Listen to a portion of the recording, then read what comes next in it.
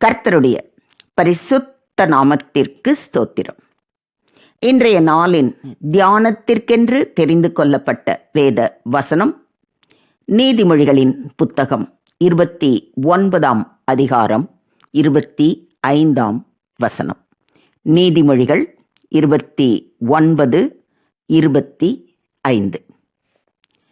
மனுஷனுக்கு பயப்படும் பயம் கண்ணியை வருவிக்கும். கர்த்தரை நம்புகிறவனோ உயர்ந்த அடைக்கலத்திலே வைக்கப்படுவான். ஆமென். தேவனுக்காக ஊழியம் செய்கிறவர்கள் மத்தியில் இன்று மனுஷரை குறித்த பயம் அதிகமாக பற்றி கிடக்கிறதை காண்கிறோம். சத்திய வார்த்தைகளை சத்தியமாய் பேசினால் மனுஷர் கோபப்படுவார்களோ, வேண்டாம் என்று விலக்கி விடுவார்களோ என்று பயம். பிழைகளை சுட்டி காட்டினால் தவறாக நினைத்து விடுவார்களோ என்று பயம். இப்படியாக பலவிதமான பயங்களால் செய்ய வேண்டிய பணிகளை செய்ய முடியாமல் தவிக்கிறவர்கள் இன்று ஊழியத்தில் நிறைய பேர் இருக்காங்க. பவுல் ஆண்டவருக்காக வைராக்கியமாய் நின்றதால் பல மனிதரின் எதிர்ப்பை எதிர்நோக்க வேண்டி இருந்தது. ஆனாலும் அந்த எதிர்ப்புகள் அவருடைய முன்னேற்ற பாதைக்கு தடுக்கலாகவோ பயமுறுத்துவதாகவோ இல்லாதபடி அவர் கர்த்தருக்கு மாத்திரமே பயந்து பணி செய்தார். பல தடவைகள் அடிக்கப்பட்டும் கல்லெறி உண்டும் கப்பல் தேசத்தில் அகப்பட்டும் இப்படியாக பல பாதகமான சூழ்நிலைகளை கடந்து வந்தவர்தான் பவுலடிகளார். இத்தனைக்கும் மேலாக மனுஷரின் சொல்லடிக்கும் ஆளாகி இருப்பார் என்பதில் சந்தேகமே இல்லை. உண்மையாகவே கல்லெறியை விட கொடுமையானது சொல்லடிகள் தான் என்றால் அது மிகையாகாது. ஆனால் அவரோ மனுஷரால் ஏற்பட்ட இந்த உபத்திரவத்தையும் ஒரு பொருட்டாக எண்ணவே இல்லை. அவரது நோக்கம் எல்லாம் தேவனுக்கு பிரியமாய் பணி செய்வது மாத்திரமே.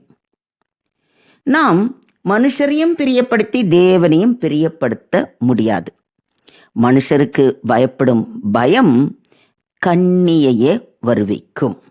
ஆனால் நாம் தேவனை நம்பி அவருக்கு பயந்து அவருடைய காரியங்களை நாம் செய்யும் பொழுது அவர் நம்மை உயர்ந்த அடைக்கலத்தில் வைப்பார் என்றுதான் இன்றைய தியான வசனம் நமக்கு மிக தெளிவாக அறிவுறுத்துகிறது. ஆகையால் நாம் மனுஷருக்கு பயப்படும் பயத்தை முற்றிலும் ஒழித்துவிட்டு தேவன் நமக்கு கொடுத்திருக்கும் பணியை முழுமையாய் செய்ய நம்மை அர்ப்பணிப்போம். சத்தியத்தை சத்தியமாய் சொல்லுவோம். தேவையில்லாத பயங்களை நம்மை விட்டு அகற்றி தேவன் எதை செய்யும்படி நம்மை பணித்திருக்கிறாரோ அதை தைரியமாக செய்ய கடவோம். மனிதர் நமது இருதயத்தை தொய்ந்து போக பண்ண நாம் இடம் அளிக்க கூடாது.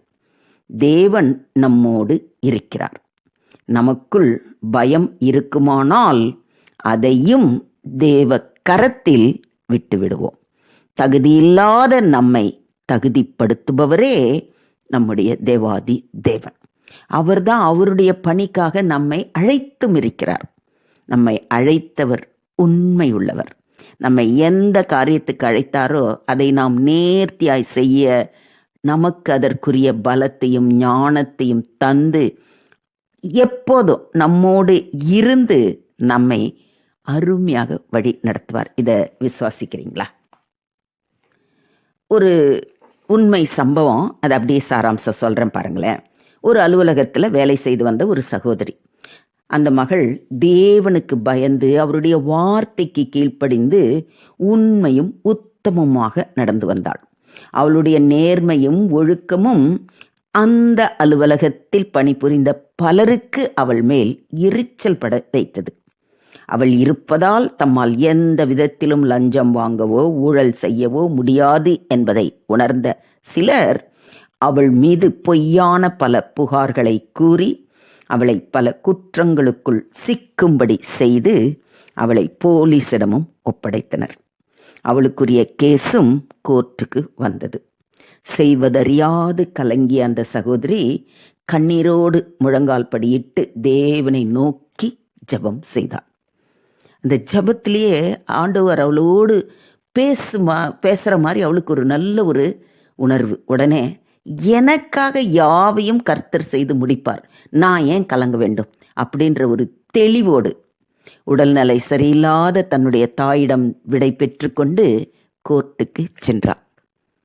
கர்த்தர் அங்க ஒரு பெரிய அற்புதத்தை செய்தார். என்ன தெரியுமா? இந்த சகோதரி மீது பழி போட திட்டம் போட்ட 4 ஒருவனே திடீரென்று கோர்ட்டில் உள்ளதை உள்ளபடி கூறி அந்த சகோதரி மீது எந்தவித தவறும் இல்லை என்று சாட்சி கூறினான். அனைவரும் திகைத்த போது அவன் சொல்றான், அவனுடைய தாய் காலையில் வேதத்தை வாசிக்கும் பொழுது தன் பாவங்களை மறைக்கிறவன் வாழ்வடைய மாட்டான், அவைகளை அறிக்கை செய்து விட்டு விடுகிறவனோ இரக்கம் பெறுவான் என்று வாசித்து அவனிடம், நீ ஏதும் அறிந்தோ அறியாமலோ பாவம் செய்திருந்தால் அதை அறிக்கையிடு, ஆண்டவர்கிட்ட மன்னிப்பு கேளு, அப்போது தேவன் உன்னை மன்னிப்பார் என்று சொல்லி அவனுக்காக ஜெபம் பண்ணி கோர்ட்டுக்கு அனுப்பி வச்சாங்களாம். இந்த வசனம் என் உள்ளத்தை ஆழமா தைத்தது. அதனால தான் நான் உண்மையை கூறினேன். இதுக்கு நீங்க என்ன தண்டனை கொடுத்தாலும் நான் ஏத்துக்கிறேன், அதுல எனக்கு எந்த ஆட்சேபனும் இல்லை. ஆனா தேவன் என்னை மன்னித்து விட்டார் என்று என்னால் உணர முடியுது அப்படின்னு அந்த கோர்ட்லயே சாட்சி சொன்னானா. இது உண்மை சம்பவம். யோசிச்சு பாருங்க. கர்த்தரை நம்புகிறவனோ உயர்ந்த அடைக்கலத்திலே வைக்கப்படுவான் என்பது எத்தனை சத்தியம். அந்த சகோதரியும் மனுஷனை குறித்து கவலைப்படாமல் தன்னுடைய காரியத்தை கர்த்தருடைய கரத்திலே ஒப்பு கொடுத்தாள். கர்த்தர் அவள் பேருக்கு எந்த கலங்கமும் வராமல் பாதுகாத்ததோடு அதே அலுவலகத்தில் உயர் பதவியையும் தந்து ஆசீர்வதித்தார். இது எத்தனை அற்புதமான சத்தியமான சாட்சி. கவனிச்சிங்களா? நம்ம வேதத்துல சொல்லப்பட்ட தானியேலை எடுத்துக்கோங்களேன். அவர் செய்த குற்றம் என்ன?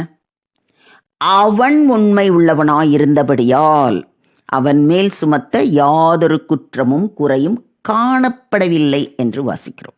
அது மாத்திரமல்ல, அவனுடைய தேவனை பற்றிய வேத விஷயத்திலே குற்றப்படுத்தும் முகாந்திரத்தை கண்டுபிடித்தால் ஒழிய அப்படின்னு தான் வேதத்தில் வாசிக்கிறோம். ஆக தானியேல் கர்த்தருக்கு உண்மையாய் இருந்ததின் நிமித்தம் அவனை விரோதித்தவர்கள் அவனை சிங்க கெபிக்குள் தள்ளிவிட வகை பார்த்து வெற்றியும் கண்டார்கள். ஆனால் பின்பு நடந்தது என்ன நமக்கு நல்லாவே தெரியும். ஆனால் என்ன அற்புதமான சம்பவம்ங்கிறது நம்ம அந்த தானியேல் சிங்க கெபியில் போட்டதுக்கு அப்புறம் என்ன நடந்ததுன்னு உங்களுக்கு தெரியும். இன்னைக்கு நாம் தானியேல் இல்லை, நம்மில் பலருக்கு இவ்வித சந்தர்ப்பங்களை தாங்கிக் கொள்வதும் கடினமே. தானியேல் மாதிரி சிங்க கெபியில் போடுங்கன்னு சொன்ன உடனே நம்ம ரொம்ப தைரியமாலாம் போயிடுவோன்னு நம்ப முடியாது இல்லைங்களா? ஆனால் கர்த்தர் சொல்வது என்ன? நானே உங்களுக்கு ஆறுதல் செய்கிறவர். சாக போகிற மனுஷனுக்கும் புல்லுக்கொப்பான மனுபுத்திரனுக்கும் பயப்படுகிறதற்கும் வானங்களை விரித்து பூமியை அஸ்திபாரப்படுத்தி உன்னை உண்டாக்கின கர்த்தரை மறக்கிறதற்கும் நீ யார்? என்ன டேரிங்கா நம்மளை பார்த்து ஆண்டவர் ஒரு கேள்வி கேட்கிறாரே. இந்த கேள்விக்கு உங்க பதில் என்ன? யோசிச்சு பாருங்க. சத்துருக்கள் வெட்கி போக சிங்கங்களின் வாயை அடைத்த தேவன் விரோதிகள் முன்னிலையில் அந்த சகோதரியின் தலையை உயர்த்தின தேவன் நம்ம கைவிட்டுருவாரா? யோசிச்சு பாருங்க. சூழ்நிலைகள் மாறலாம், ஆனால் கர்த்தர் மாறாதவர். சரீரத்தை மாத்திரம் கொள்ளுகிறவர்களுக்கு நீங்கள் பயப்பட வேண்டாம், ஆத்துமாவையும் சரீரத்தையும் நரகத்திலே அழிக்க வல்லவருக்கே பயப்படுங்கள் என்று நமது ஆண்டவராகிய இயேசு கிறிஸ்து கூறியிருக்கிறார் இல்லைங்களா? ஸோ நாம் மனுஷாலை கண்டு பயப்படவே வேண்டாம். தேவனுக்கு முன்பாக உத்தமமாக நடக்க வேண்டியது மட்டும்தான் நம்முடைய பொறுப்பு. நமது வழிகளை கர்த்தரிடத்தில் நம்பிக்கையோட ஒப்புக் கொடுப்போம். நிச்சயமாகவே கர்த்தர் நம்மை உயர்ந்த அடைக்கலத்திலே வைத்து தமது நாமத்தின் நிமித்தம் நமக்கு ஜெயம் தருவார். இதை விசுவாசிக்கிறீங்களா? எனக்கு அன்பான சகோதர சகோதரிகளே, இக்கட்டுகள் நேரிடும் சமயங்களில் மனிதர்களை குறித்து பயப்படாமலும் அவர்களை நாடி ஓடாமலும் நம்முடைய தேவாதி தேவன் பாதம் அமர்ந்து நம்மை முழுமையாக அவர் கரத்தில் ஒப்புக் கொடுப்போம். அவரே நம்மை எல்லாவித சூழ்நிலைகளிலும் நம்மை பாதுகாத்து வழி நடத்துவாராக. தேவனுக்கே மகிமை உண்டாவதாக. ஆமேன், ஆமேன், ஆமேன்.